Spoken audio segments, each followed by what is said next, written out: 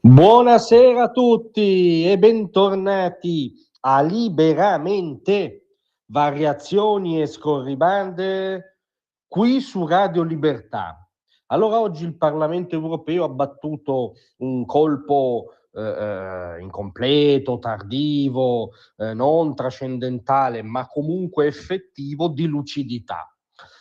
Sì, perché ha votato con 408 voti a favore, 184 contrari e 60 astenuti il regolamento che istituisce una lista di paesi terzi sicuri a livello europeo in cui poter rimpatriare i migranti che non hanno diritto d'asilo. Inoltre, con proporzioni sostanzialmente simili, è passata la revisione del concetto di paese d'origine sicuro. La definizione precedente rendeva sostanzialmente impossibile attuare un rimpatrio.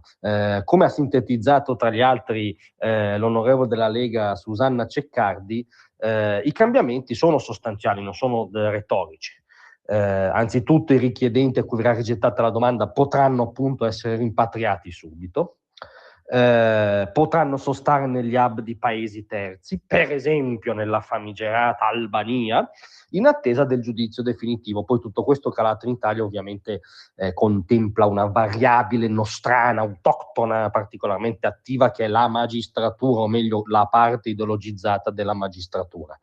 Ma si fa un passo in avanti sui tempi, sull'agilità delle procedure e si toglie, si abbassa la temperatura ideologica in tema di immigrazione, soprattutto di gestione dei flussi migratori, soprattutto irregolari, e si introduce a livello di Unione Europea appunto un barlume di lucidità. Volete la controprova che quello che è successo all'Europarlamento sia una buona notizia? Beh, quella che si è incazzata di più è Ilaria Salis, quindi la regola aurea diciamo di ogni liberal conservatore, che se una cosa fa incazzare Ilaria Salis, beh, sostanzialmente deve essere positiva. Ma al di là di questa premessa, come ha reagito l'onorevole Salis di fronte a questa decisione sovrana del Parlamento europeo? Ovviamente scomodando il fascismo, che non è, come dire, ovviamente ha perso nella retorica di loro signori, questo da tempo, anche nella retorica di intellettuali più attrezzati di Ilaria Salis, ma tanto più Ilaria Salis ha perso ogni riferimento a quel regime storicamente determinato che ha instaurato una dittatura in Italia durante un ventennio ben preciso, e ormai è diventato un concetto metafisico che io posso appiccicare a qualunque politico o politica non gradisca. E infatti secondo l'onorevole Salis, oggi il fascismo è anzitutto una tendenza che sposta sempre più in basso l'asticella dei diritti. Sapete che l'onorevole ha un concetto particolare di diritto, soprattutto se pensiamo al diritto di proprietà, ma adesso non vogliamo tediarvi. Il fascismo oggi non è tanto un regime politico quanto una deriva. La tendenza a spostare sempre un po' più in là e sempre un po' più a destra, e quindi sempre più in basso, l'asticella dei diritti.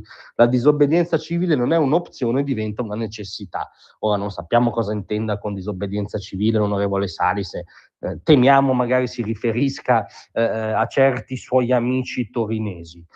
Sta di fatto che, a giudizio di Ilaria Salis, un'Unione Europea che torna vagamente a gestire le proprie frontiere, a riconoscere agli Stati-nazione il diritto di gestirla, a riconoscere il diritto di rimpatriare non con processi burocratici infiniti, ma con efficacia i migranti irregolari, a stendere una lista di paesi terzi oggettiva, concreta, che non sia in balia delle ubbi ideologiche neanche del primo magistrato italiano. Tutto questo per Ilaria Salis è fascismo, è la dimostrazione che sì, tutto questo è una buona notizia.